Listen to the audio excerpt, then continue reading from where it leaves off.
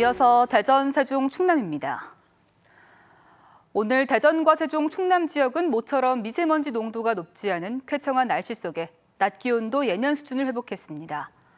어린이날인 내일은 맑겠고 낮 최고 기온 20도에서 25도로 다소 덥겠으며 일부 지역 미세먼지 농도는 오전 한때 나쁘겠습니다. 일요일인 모레는 종일 비가 오겠고 연휴 마지막 날인 다음 주 월요일까지 낮 최고 기온은 20도 안팎을 보이겠습니다. 제96회 어린이날을 맞아 대전과 세종, 충남 곳곳에서는 다채로운 행사가 열립니다.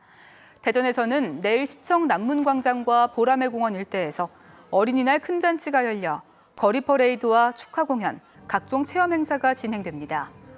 이에 따라 오늘 오후 4시부터 내일 저녁 8시까지 까치 내거리에서 시청 내거리까지 도로 300m 구간이 전면 통제됩니다. 또 서대전 시민광장과 국립중앙과학관, 엑스포 시민광장, 대전대 맥센터 등에서도 어린이날 기념 공연과 행사가 열리며 대전 5월드는 밤 10시까지 야간 개장합니다. 세종에서는 호수공원 일대에서 어린이날 맞이 물놀이 시설이 설치되고 개발도상국 어린이를 돕기 위한 국제 어린이 마라톤이 열립니다. 충남에서도 어린이날 큰 잔치가 천안 종합운동장에서 열리고 패럴림픽 금메달리스트 신희연 선수의 어린이날 기념 사인회가 아산 신정호 야외음악당에서 진행됩니다. 이낙연 국무총리가 어린이날을 하루 앞둔 오늘 세종시 조치원읍에 있는 대동초등학교를 찾아 어린이들과 만났습니다.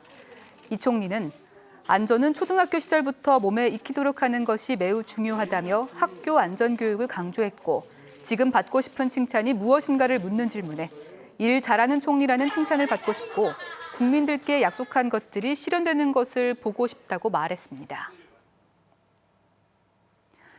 중국의 한 다단계 온라인 상거래 업체에 제품을 납품하던 국내 중소기업들이 수개월째 거래 대금을 못 받는 사건이 발생했습니다. 확인된 피해 금액만 수십억 원에 달하는 것으로 알려졌는데 특히 지역 중소기업들이 큰 타격을 입고 있습니다. 조명아 기자입니다. 대전에서 프라이팬 등 주방용품을 파는 중소기업을 운영하는 김승규 씨.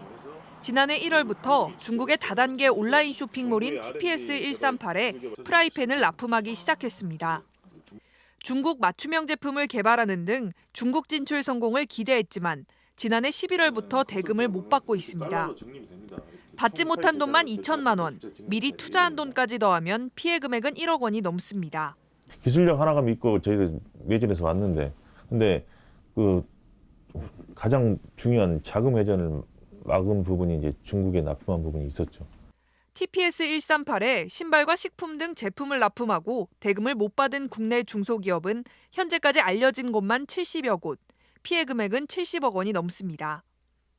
TPS 측은 온라인 쇼핑몰 홈페이지에 서둘러 미납금을 처리하겠다고 밝혔지만 실상은 피해 업체들의 연락조차 받지 않고 있습니다. 피해 중소기업들은 TPS 대표가 중국 현지에서 횡령 등으로 공안의 조사를 받고 있다는 소식까지 들린다며 불안을 호소하고 있습니다. 지금까지도 못 받고 언제 준다는 계약도 없습니다.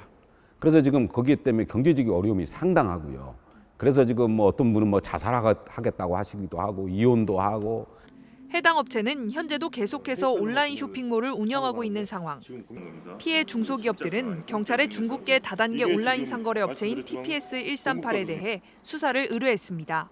MBC 뉴스 조명아입니다.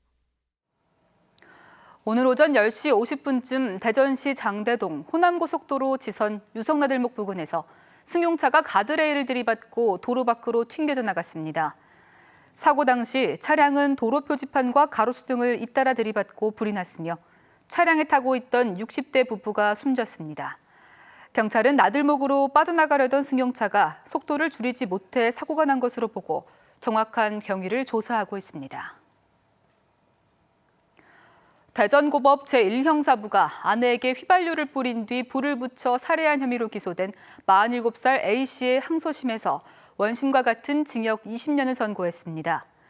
A씨는 지난해 7월 홍성군 자신의 집에서 아내 54살 B씨와 말다툼을 벌이다 휘발유를 뿌린 뒤 불을 붙여 살해한 혐의로 1심에서 징역 20년을 선고받았습니다. 이른바 드루킹 사건 특검안을 둘러싼 여야 대립으로 국회 파행이 장기화하면서 오는 6월 지방선거와 함께 치러질 예정인 천안병 등 국회의원 보궐선거 4곳의 선거 일정에 비상이 걸렸습니다. 충남지사 후보로 확정된 더불어민주당 양승조 의원은 최근 사퇴서를 제출했지만 재보선 확정 기한인 오는 14일까지 국회가 본회의를 열어 이를 처리하지 못할 경우 천안병 보궐선거는 내년 4월로 미뤄집니다. 상황이 같은 보궐선거 대상 지역구는 전국에 모두 4곳으로 여야가 지방선거 출마 의원들의 사퇴서만 단독 안건으로 처리하는 원포인트 본회의를 검토 중이어서 결과가 주목됩니다. 자유한국당이 오는 6월 지방선거 서산시장 후보로 이완섭 현 시장을 확정했습니다. 또 충남도의원 1개 선거구와 기초의원 25개 선거구 55명 후보자에 대한 공천도 마무리했습니다. 이에 따라 자유한국당은 충남 15개 기초단체장 가운데 아산시장 후보를 제외한 14명의 후보를 확정했습니다. 천안 아산 경제정의실천시민연합이 더불어민주당 중앙당에 구본영 천안시장 후보의 전략공천 철회와 당적 박탈을 요구하며 윤리심판 청구서를 제출했습니다. 천안 경실련은 금품수수 혐의 등을 받는 구본영 후보를 전략공천한 것은 정부의 적폐청산 취지와 당헌 당규에도 위배되고 65만 천안 시민을 우롱한 것이라며 구 후보에 대한 전략공천을 철회하고 당에서도 출당 조치해달라고 요구했습니다. 지난 1월 25일 수문을 전면 개방한 금강 세종보에서 100일 만에 황금색 모래톱이 생겨나는 등 수중 생태계에 긍정적인 변화가 나타나고 있습니다. 대전 환경운동연합과 하천학회 등은 오늘 금강 세종보 3개 지점에서 흙을 채취해 비교한 결과 수문 개방 뒤 강바닥을 덮었던 검은색 온이 대신 고운 모래가 쌓이고 있는 사실을 확인했습니다.